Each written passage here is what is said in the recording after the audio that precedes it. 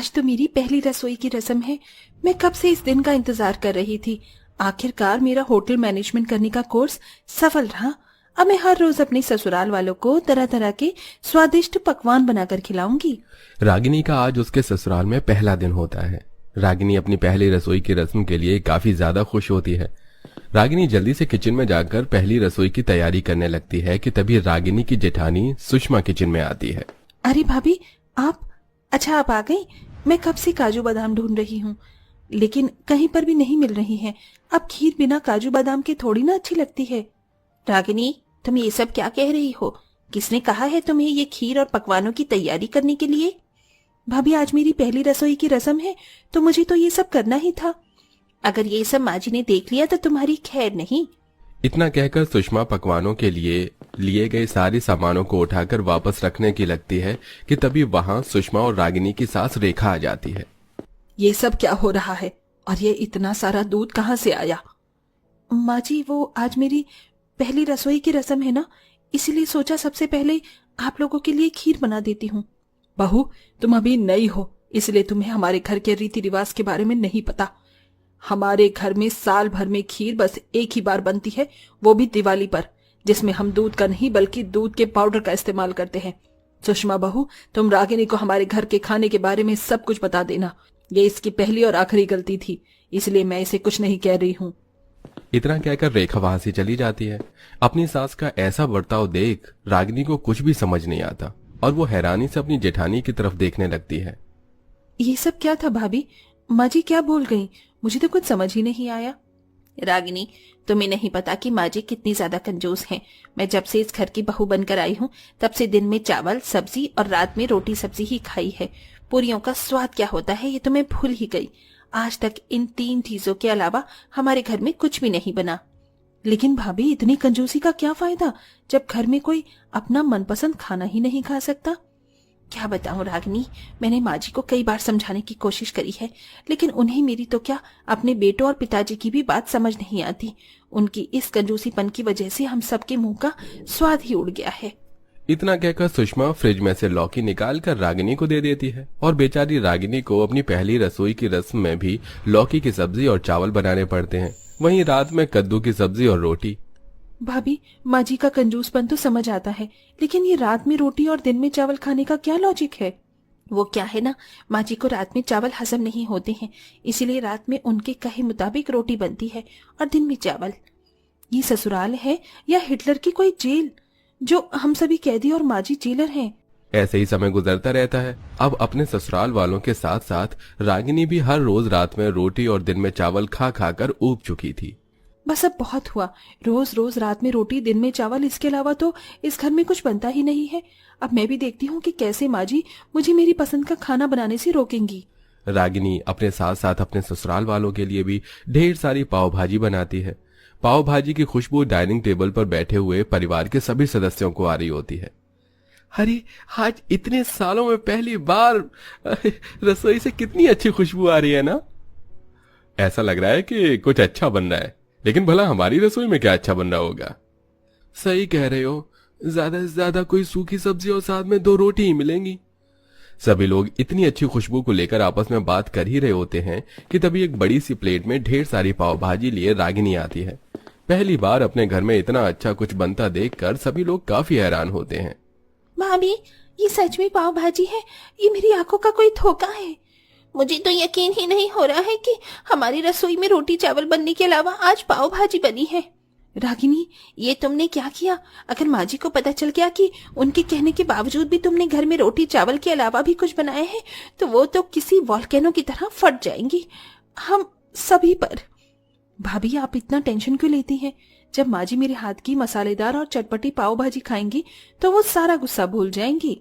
रागिनी एक एक कर सबको पाव भाजी परोसती है। सभी लोग जैसे ही पाव भाजी का पहला निवाला खाने लगते हैं कि तभी वहां रेखा जाती है। रुक जाओ सब, खबरदार अगर किसी ने इसका एक निवाला भी अपने मुंह में रखा तो। माँ जी, आप ऐसे खाने में किसी को कैसे रोक सकती हैं? क्या आपका मन नहीं उबता रोज रोज खाने में चावल रोटी खाकर? अरे, इसके अलावा भी दुनिया में ढेर सारी चीज है। बहू, पैसे पेड़ पर नहीं उगते हैं। जब से तू आई है तब से ही मेरे घर में ये ड्रामा चल रहा है, वरना आज से पहले कभी किसी का रोटी चावल के अलावा और कुछ खाने का मन नहीं हुआ था। बोलो तुम सब चुप क्यों हो? क्या किसी को सच में ये पाव भाजी खानी है? देखा सब कैसे चुप खड़े हैं। अब जो तूने गलती की है उसकी सजा तुझे मिलेगी। अब से लेकर 3 दिन तक तुझे खाने का एक निवाला भी नहीं मिलेगा। रेखा रागिनी की बनाई हुई सारी पाव भाजी को लेती है और सीधा उसे दुकान पर बेच देती है, जिससे मिलने वाले पैसों को रेखा अपनी तिजोरी में रख देती है। रेखा का स्वभाव शुरू से ही कंजूसपन से भरा हुआ था। हर छोटी से बड़ी चीज में कंजूसपन करना रेखा की अब आदत सी बन चुकी थी। क्या कर रही हो जाने मन? दिख नहीं रहा है, कपड़े तय लगा रही हूँ। अरे बाबा, इतनी सी नाक पर इतना ज्यादा गुस्सा? रागिनी, तुम तो माँ को जानती हो ना। मैं तो क्या घर में कोई भी माँ के सामने खाने को लेकर कुछ नहीं कह पाता।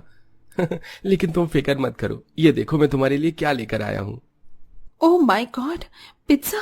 पता है कब से मेरा पिज्जा खाने का मन कर रहा था, लेकिन हम इसे अकेले नहीं खाएंगे। रागिनी और मुकुल सबसे छुपते छुपाते हुए पिज्जा अपनी जेठ जिठानी के कमरे में ले जाते हैं और वहीं पर अपने ससुर और देवर को भी बुला लेते हैं, जिसके बाद सभी लोग मिलकर साथ में पिज्जा खाते हैं। थैंक यू रागिनी, मुकुल, कम से कम तुम्हारी वजह से हमें ये पिज्जा तो नसीब हुआ, वरना माँ के डर से तो मैं बाहर भी कुछ नहीं खा पाता हूँ। एक एक पैसे का हिसाब जो लेती है। ऐसे ही एक दिन। लेकिन क्यों माँ, मैं अपनी फ्रेंड्स को घर पर क्यों नहीं बुला सकती? हर कोई मुझे अपनी बर्थडे पार्टी पर बुलाता है, तो मैं क्यों नहीं? क्योंकि अगर वो लोग आएंगे तो हमें उन्हें अच्छा अच्छा खाना बनाकर खिलाना पड़ेगा, जिसके लिए मेरे पास बिल्कुल भी पैसे नहीं हैं। आखिरकार आप इतना पैसा बचाकर करोगी क्या? अपने साथ क्या भगवान के पास ले जाओगी? आपकी इस कंजूसीपन की वजह से देखना, एक दिन हम सब यूं ही भूखे प्यासे मर जाएंगे। इतना कहकर सोनाली गुस्से में वहां से चली जाती है। सोनाली काफी जिद्दी किस्म की लड़की थी, इसलिए अब वो घर पर से छोटे छोटे चीजों का चोरी करती और उन्हें बाहर बेचकर मिलने वाले पैसों से आए दिन बाहर का खाना खाने लगती। लगता है इतने दिनों तक सिर्फ बाहर का खाना खाने की वजह से सोनाली को फूड पॉइजनिंग हो जाती है और उसकी हालत काफी खराब हो जाती है। भगवान, मेरी बच्ची को क्या हो गया? आज तक तो उसने कुछ भी बाहर का खाया भी नहीं है, तो इसे ये बीमारी कैसे लग गई? आपने कभी हम लोगों के खाने पर ध्यान दिया हो तो आपको पता चलेगा ना कि मैं पूरे 1 महीने से सिर्फ बाहर का खाना खा रही हूँ। और सिर्फ मैं ही नहीं, अब तो घर में हर कोई छुप छुप कर बाहर का खाना खा रहा है, वो भी सिर्फ आपकी वजह से। आपकी हर दिन रात रोटी और चावल की जिद ने हम सबको भूखा ही मार दिया था। आज जो मेरी हालत है ना, उसकी जिम्मेदार सिर्फ आप हैं। सोनाली की बात सुनकर सभी की आंखें नम हो जाती हैं। देख लिया अपनी कंजूसी का नतीजा। अरे हर रात रोटी, दिन में चावल खा खा कर हमारी बेटी इतनी परेशान हो गई कि उसने बाहर का खाना शुरू कर दिया, वो भी इस कदर कि उसकी हालत ये हो गई है। माँ जी, हमने आपको कितनी बार समझाया, लेकिन आपने कभी हमारी बात नहीं सुनी और सिर्फ अपनी मनमानी करती रही। देख लिया अपनी मनमानी का नतीजा। माना मैं कंजूस थी, लेकिन ये सब पैसे मैं अपने लिए नहीं बल्कि तुम सब के लिए बचा रही थी कि अगर भविष्य में हमें कोई परेशानी आई तब हम इन पैसों का इस्तेमाल कर सके। पर मुझे नहीं पता था कि मेरी वजह से एक दिन ये हो जाएगा। आप सब लोग मुझे माफ कर दीजिए। अब से मैं कभी भी अपने कंजूसीपन की वजह से आप लोगों को तकलीफ में नहीं रहने दूंगी। रेखा की बात सुन घर में सभी लोग काफी खुश होते हैं। आज सही मायने में मेरी पहली रसोई की रस्म होगी।